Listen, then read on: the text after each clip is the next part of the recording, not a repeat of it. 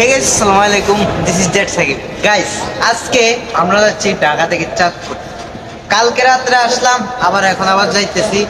তো এখানে অনেকগুলো ঝামেলা আছে যেটা ভিডিওতে বলা যাবে না। তো আবারও বাড়িতে যাচ্ছি, আর প্রতি সময় রাত্রেবেলায় আসি। আজকে যাচ্ছি দিনের বেলায়, তো তাও সকালবেলায়। আর শীতের দিন, খুবই ভালো একটা ওয়েদার দেখতেছি সামনে। গাইস, আজকের ব্লগটা খুবই ইন্টারেস্টিং হবে, দেখতে থাকুন। ওকে, লেটস গো। লঞ্চ ঘাটে ঢোকার সাথে সাথে আমরা লঞ্চ পেয়ে যাই। লঞ্চটির নাম হচ্ছে ইমাম হাসান পাস। এটা ঢাকা থেকে বেলা 11টায় ছেড়ে যায় চাঁদপুরের উদ্দেশ্যে। গাইস, তারপর আস্তে আস্তে ভিতরের দিকে ঢুকে গেলাম। ভিতরের দিকে ঢুকার পরে আমরা একটু যাত্রীদের অবস্থাগুলো দেখে নিলাম। অনেক যাত্রী উঠেছে এটার মধ্যে। মোটামুটি এখনো আধা ঘন্টার মতো টাইম আছে।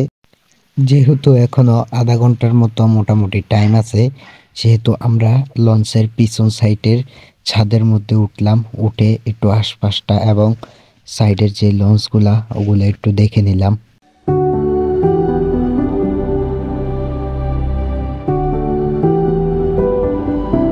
তারপর ঠিক 11টায় ছেড়ে যায় লঞ্চটি চাঁদপুরের উদ্দেশ্যে। পানিগুলি দেখতে খুবই কালো হলেও নদীটি খুবই সুন্দর। একটু সামনে গেলেই দেখতে পাচ্ছি মাঝিরা খুব সুন্দরভাবে নৌকা চালাচ্ছে।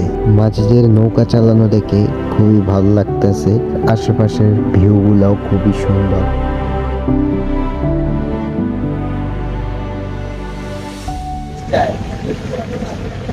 তো গাইস, আপনারা কি ছাপড়ি চিনেন? ছাপড়ি, যদি ছাপড়ি না চিনেন তাহলে আজকে আপনাদেরকে আমি ছাপড়ি চিনাই যাই। এই হচ্ছে ছাপড়ি।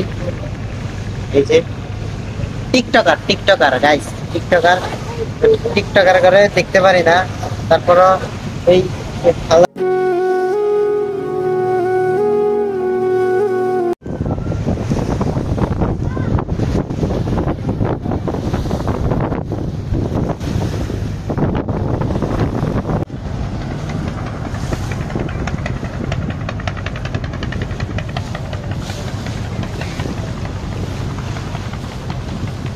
তো গাইস, আমরা সবসময় রাত্রে বেলায় ঢাকা থেকে চাঁদপুর যাই বা চাঁদপুর থেকে ঢাকা আসি। তো এবারকার দিনের বেলায় যাইতেছি, কারণ আপনি দেখেন, আমরা যদি রাত্রে বেলা যাইতাম তাহলে কিন্তু এই যে সুন্দর ভিউটা কিন্তু দেখতে পারতাম না। আর আমরা মোটামুটি মুন্সিগঞ্জের কাছাকাছি চলে আসছি, কারণ মুন্সিগঞ্জ, এটা যে মুন্সিগঞ্জ এটা বোঝার উপায় হচ্ছে, কারণ আমরা ঢাকা থেকে চাঁদপুর আসার পথে যে ইটের বিল্ডগুলা, এগুলা কিন্তু বেশিরভাগ মুন্সিগঞ্জে পড়ছে। তো এই জন্য মুন্সিগঞ্জে, এটা যে মুন্সিগঞ্জ, এই জন্য বোঝা যাইতেছে। তো মেইন কথা বলি, আমরা কালকে রাত্রেই ঢাকা থেকে চাঁদপুর যাইতাম, কিন্তু যাই নাই শুধু ব্লগ ভিডিওর জন্য। আর আমার যে ক্যামেরার পিছনে যে আছে আমার বন্ধু, তো ও বিগত 6 মাস পরে বাড়িতে যাইতে আছে। আর বড় কথা হচ্ছে, ও খুবই এক্সাইটেড যে 6 মাস পর বাড়িতে যাবে। তো আমাকে রাত্রেই পাগল করে ফেলছে যে ও বাড়িতে যাবেই যাবে। আমি ওকে অনেক জোর জবরদস্তি করে ধরে রাখছি যে আমরা কালকে সকালে যাব, আর একটা ব্লগ ভিডিও আছে, ব্লগ ভিডিওটা বানাতে হবে। এই জন্য অনেক জোর জবরদস্তি করে ওকে রেখে দিলাম। আর এই জন্য আজকে সকালে যাইতেছি। যদি কালকে রাত্রে চলে যেতাম তাহলে হয়তো এই যে সুন্দর ভিউ এগুলা কোনোদিনও দেখতে পারতাম না। দেখতে পারতাম হয়তো, পরে দেখতে পারতাম হয়তো, এই ব্লগ ভিডিও বানাতে পারতাম না বা আপনাদেরকে দেখাতে পারতাম না। আর না মানে এই যে পানিগুলা কিন্তু নীল কালারের দেখা যাচ্ছে, কিন্তু আমার চোখে আমি কালো কালারের পানি দেখতেছি। উপর থেকে সূর্য আমার দিকে তাকিয়ে আছে, এই জন্য আমি চোখ মেলে কথা বলতে পারতেছি না, চোখ বন্ধ করে কথা বলতে হবে। তোমার চোখ কেন মেলে না? আমার চোখ তো ঠিকই মেলে। ভিডিওতে বন্ধ করো গাইস। ওর চোখে পাওয়ার বেশি, আমার চোখে তো পাওয়ার নাই। তাকাইতে পারে দেখা আমাদের ভিডিওর মধ্যে অসম্মানি করতেছে। ভাই কি আপনি ভাই?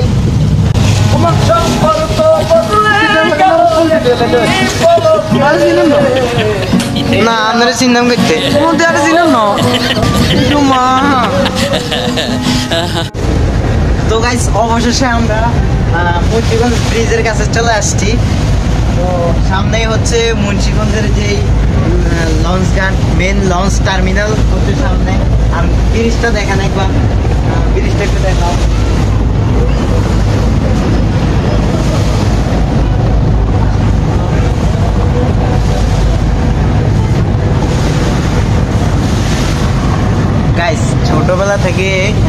যতবার এই যে লঞ্চ দিয়ে এখান দিয়ে আইসি বা গেছি, মানে প্রতি সময় এই এই যে মানে এই ব্রিজটা আর যে পোস্তগোলা যে ব্রিজটা এগুলোর দিকে এইভাবে তাকাই থাকতাম উপরের দিকে। আর যদি ছাদে থাকতাম তাহলে তো কথাই নাই। আর দেখেন ওই যে মুন্সিগঞ্জের যে ফ্যাক্টরিটা, সিমেন্টের ফ্যাক্টরি।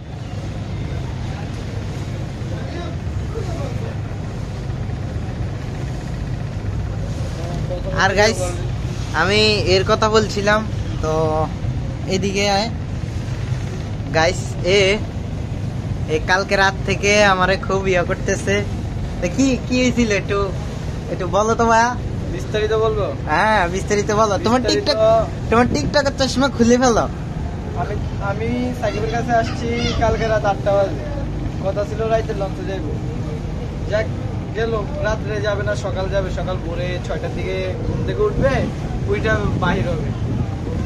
আমি সকাল 5টার দিকে ঘুম থেকে উঠছি, ওইটা ওরে জাগাইতেছি, ভাই উঠ উঠ আমরা বাড়ি যেতে হবে। মানে ও তো কোনো কথাই নেই, ওর কোনো সারা শব্দ নাই। পরে শেষে দিয়া ওরে উঠাইতে উঠাইতে আমার বেলা 9টা বেজে গেছে। বাজার পরে আর কি, তারপর থেকে আপনাদের সাথে আমাদের দেখা আইসা। আর মানে ও আমার কাছে মানে কিছু একটা প্রাপ্য আছে, ওইটা আমি বাড়িতে গেলে ওরে দিব পার্সোনাল ভাবে। প্রাপ্যটা হইলো গিয়া মানে ও আমার হাতে মাইর খাবে। আটপিটের কথা বলতেছে, আমারও আছে, আমারও ভাই বন্ধু পোলা পেন্টোলা ভাই না আছে, সমস্যা নাই। আমিও কিছু একটা করতে পারবো, কোনো সমস্যা নাই। আমি আগে ছাত্রলীগের নেতা ছিলাম, বেড়া বুলো ছাত্রলীগের কথাটা কইস না, নাহলে কিন্তু মাইর খাবি। ও গাইস সরি সরি সরি, ছাত্রলীগের নেতা নেতা আমি ছিলাম না। সরি, ভুল করে এক্সট্রিমলি সরি, ভুল করে বলে ফেলেছি। এক সময় ছাত্রলীগের অনেক পাওয়ার ছিল তো তাই বলছি, সরি মাফ করে দিবেন। তো আমি আমার পাওয়ারটাও আছে এমনি, সমস্যা নাই।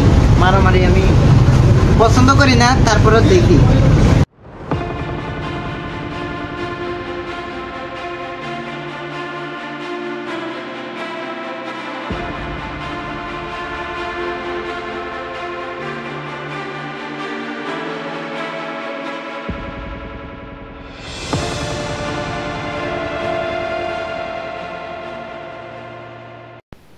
মাঝপথে এখানে এরা রিস্ক নিয়ে এরা লঞ্চের মধ্যে উঠে, মানে এরা হকার, লঞ্চের মধ্যে কলাগুলা বিক্রি করবে এই জন্য উঠতে চাইতেছে। তো আমি যখন ভিডিও করতে যাচ্ছিলাম, ভিডিও করতে গিয়ে ক্যামেরাটা অন করার সাথে সাথেই একটা ছেলে উপর থেকে এই যে দেখেন আঙ্গুল দিয়ে আমাকে ইয়ে করতেছে যেন আমি ভিডিও না করি, কারণ এটা একটা বেআইনি জিনিস। এই জন্য আমাকে ভিডিও করার জন্য না করতেছে, আমি যেন ভিডিও না করি। গাইস আমরা এখন চাঁদপুর ঘাটের কাছে আছি। লঞ্চ ভিড়াতে আরো 15 মিনিটের মতো লাগতে পারে। আমরা আগে আগে বের হয়ে আসছি, কারণ পরে জ্যামের ভিতরে ধাক্কা ধাক্কি আমাদের ভালো লাগে না, আর ভিডিও করতে হবে মেইন কথা হলো এখানে। আর মনে করেন যে 15 মিনিটের মধ্যে আমরা হাজির হবো লঞ্চ ঘাটে।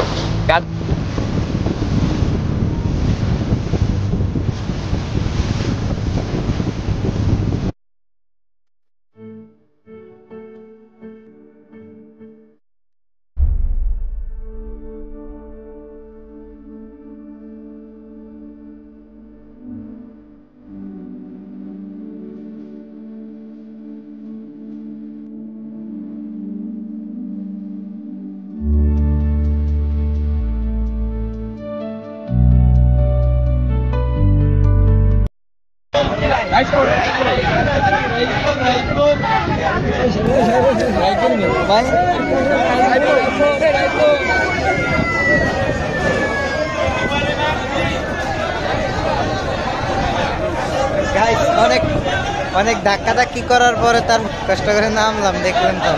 সবাই চায় আগে নামতে, তাহলে পরে নামবে কি? সিএনজিওয়ালারা যে পরিমাণ অত্যাচার শুরু করছে, মানে এইদিকে টানতেছে ওই দিকে টানতে আছে। তো এখন তো বাড়িতে যেতে হবে নাকি, সিএনজি পাই কিনা, সিএনজি পেলে তারপর উঠবো। তো গাইস সিএনজি পেয়ে গেছি মাত্র। আমরা সিএনজির মধ্যে 2 জন হয়েছি, আরো 3 জন হইলে হয়তো সিএনজি ছেড়ে দিবে। আবার ড্রাইভার বলছে যে বেশিক্ষণ দাঁড়াবে না, যদি আরো 2-1 জন পায় তাহলে ছেড়ে দিবে। অলরেডি সিএনজি ছেড়ে দিছে। আমরা দেখতে দেখতে মুক্তিযোদ্ধা সড়কের কাছে চলে আসলাম। চাঁদপুরের মেইন ভিউটা কিন্তু এখানে, এই যে এটা হচ্ছে চাঁদপুরের আলাদা একটা আকর্ষণ। তো এটা ওভারটেক করে আমরা চলে আসলাম ওয়ারলেস গেটও আস্তে আস্তে ওভারটেক করে ফেললাম। তারপর রেল গেটের এখান দিয়ে একটু ভিডিও নিলাম, কারণ এই রেল গেটটাও চাঁদপুরের একটা অংশ। গাইস, তারপরে আমরা গাছতলা ব্রিজের দিকে আস্তে আস্তে এগিয়ে গেলাম।